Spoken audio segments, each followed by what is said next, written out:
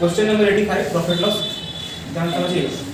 एक व्यक्ति ने दो घोड़े को 1710 रुपये में बेचता, मतलब टोटल एसपी दे दिया कितना 1710। हम लोग यहाँ लिखते हैं कि टोटल जो एसपी है वो टोटल एसपी कितना दे दिया है 1710 रुपये। बोलिए किसी को डाउट है?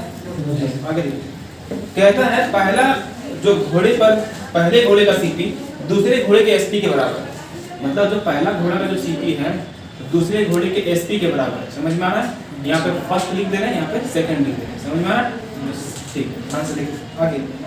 यदि पहले घोड़े पर उसे 10% का लॉस होता है, पहला पे उसको लॉस कितना का है 10% का लॉस है, और बोलता है दूसरे पे उसको 25% का प्रॉफिट है, दूसरे पे उसको प्रॉफिट है कितना का 25% का। यही डाटा मेरे पास है। तो कहता है कि कुल लाभ या हानि बताइए, टोटल को लाभ या हानि कितना हो रहा है ये पूछ रहा है कि नहीं पूरे बिजनेस में।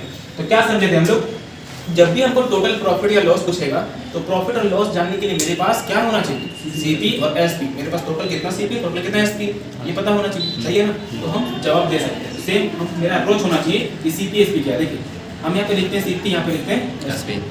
तो पहला वस्तु को हम 10% के लॉस में बेचे, तो 10 का सामान 9 में बेचेंगे, 10 का सामान कितना बेचेंगे। दूसरा में 25% का प्रॉफिट ले रहे हैं, तो 4 का सामान 5 में बेचेंगे, तो 4 का सामान कितना बेचेंगे 5। अब ध्यान से सुनिए क्वेश्चन क्या बोला था। देखिए यहाँ देखिए इस लाइन को देखिए क्वेश्चन यहाँ क्या बोला कि पहला का सीपी, तो पहला का सीपी यही वाला है, दूसरा का एसपी, तो दूसरा का एसपी ये वाला है। पहला का सीपी पहला का एसपी, दूसरा का सीपी दूसरा का एसपी, तो पहला का सीपी और दूसरा का एसपी बराबर है, तो बराबर दिख रहा है क्या बराबर करना चाहिए हमको। ये 10 है, इसको 10 बनाने के लिए किससे गुना करेंगे, जब ये 2 से गुना होगा तो इसके साथ वाला भी 2 से गुना होगा, ये किससे गुना होगा 2 से। अब देखिए टोटल मेरे पास जो सीपी है वो 10 और 8 कितना हो जाएगा 18, और टोटल जो एसपी होगा 9 और यहाँ पर कितना 10 19।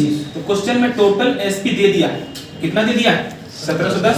तो बोलेंगे इसका वैल्यू जो है 1710 रुपया, कितना रुपया 1710 रुपया। 19 का टेबल किसको याद है 19 नंबर 171 होता है और 1 0 मतलब 90 गुना।